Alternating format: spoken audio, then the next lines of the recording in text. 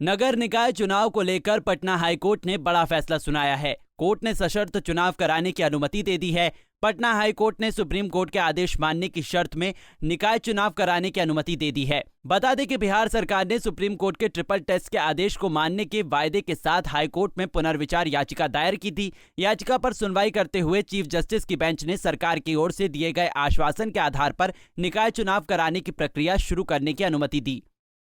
आपकी जीत हुई कही जाए तो आपने जो मामले को लेकर याचिका दायर की थी, उस मामले में आज पुनर्याचिका सरकार के द्वारा दायर की गई थी। कैसे देखते हैं इस फैसले को सरकार के? नहीं अच्छा कोर्ट के द्वारा सरकार भी जो डिमांड की, जो मेरा जो डिमांड था उसको माननीय उच्च न्यायालय ने माना और एक डेलिकेटेड कमेटी बनती है, आयोग गठन होगा और जो राजनीतिक रूप से पिछड़े हैं उनका हक अब पूरी तरह से मिलेगा और ये न्याय की जीत है। हाई कोर्ट ने आज बिहार सरकार के द्वारा किए गए आग्रह को कि वो अपना रिव्यू पिटीशन विड्रॉ प्रेस नहीं करना चाहती है तथा वो के कृष्णामूर्ति और गावली केस में माननीय सुप्रीम कोर्ट द्वारा पारित न्याय को मानने को तैयार है और एक अति पिछड़ा आयोग बनाने को भी तैयार है जो कि बिहार में अति पिछड़ा के राजनीतिक बैकवर्डनेस को चेक करेगी और अपना रिपोर्ट सरकार को सबमिट करेगी, जो इस रिपोर्ट के आधार पर आरक्षण की व्यवस्था की जाएगी। क्या लग रहा है कब तक हो जानी चाहिए? कोर्ट द्वारा उम्मीद जाहिर की गई है कि दिसंबर से पहले एक पूरी प्रोसेस हो जानी चाहिए। एक समय निर्धारित किया गया है। कोर्ट द्वारा मौखिक रूप से ऐसा आग्रह किया गया है कि दिसंबर तक जो वैधानिक समय सीमा है उसके अंदर चुनाव हो जानी चाहिए। अच्छा, आम जनता कैसे समझेगी कौन सा सीट आरक्षित होगा, कैसे क्या होगा? एक हुआ है कि आरक्षित सीट जो है वो अनारक्षित हो जाएगा, इस तरह का कुछ एक माहौल चल रहा है। ऐसा कहना भी संभव नहीं है कि आरक्षित सीट अनारक्षित होगा।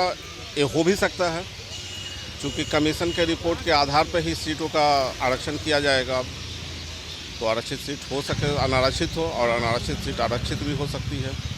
ये राजनीतिक दृष्टि से जो कहा जा रहा है कि पिछड़ा जो रहे, तो ये क्या मतलब हुआ?